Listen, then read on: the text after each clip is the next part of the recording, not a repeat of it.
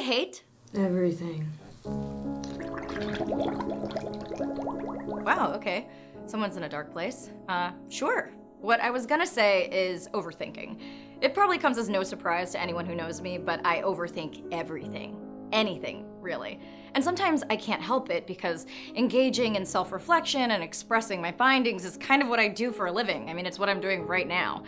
But I do know that there is a very, very healthy line between insightful introspection and just overthinking like hell.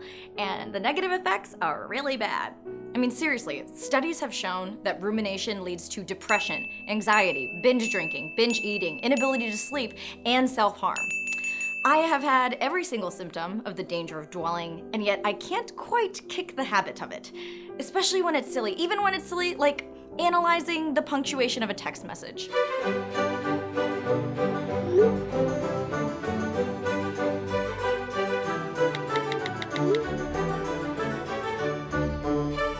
Wait, she used a period. Does that mean she's mad? Because no one uses periods, right? Oh my god, maybe I should analyze her previous text to see if she used that to establish a base of what her normal texting behavior is. That way I know if this use of a period in this specific sentence has any significance. Yes, that is a good use of my time. Although, to be fair, like, periods in text messages are kind of ominous and rare, right? Right, Kat? Yeah. I just want people to know that it's real. Because Kat, my friend Kat, actually puts periods at the end of every single one of her sentences and texts. And I didn't notice it before, like, the other day. And I was like, she's mad at me. She hates me. There's something wrong.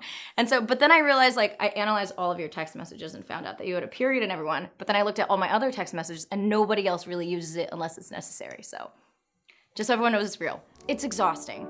Once I get into the cycle of overthinking, I'll ask myself the same negative self-blame question over and over and over again throughout the day.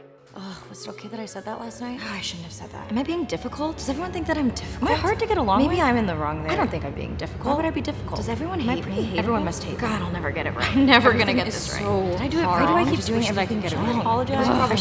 Should I apologize? Everybody Maybe it's time that I something did that's that. me. If you're an overthinker, know this. I read this one line in a study, and it really helped shape like how I think about overthinking now. And it's that your psychological response to an event is actually more important than what happened to you. So if you can't train your brain to stop overthinking, you're giving yourself negative mental health consequences. And I don't know about you, but I already got plenty of those. I don't need any more.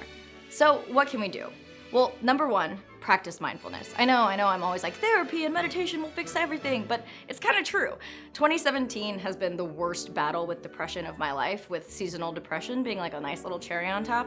So I'm trying to be very, very diligent about giving myself 10 to 20 minutes of mindful practice every single day. You can't train your mind without actually putting the work into it. So whether you're using the Headspace app or YouTube guided meditations or just your timer on your phone, find what works for you. You can have your brain acknowledge and let go of thoughts. And the more practice you put into that, the more easily you can disassociate yourself from the negative ones. 2, be active. The only reason we have time to overthink is because we have time to overthink. So be physical, be creative. Last month, I picked up watercoloring to keep myself occupied. It's beginning to look a lot like Christmas. Have a chill holiday. We're gonna have a gnarly time in Iceland.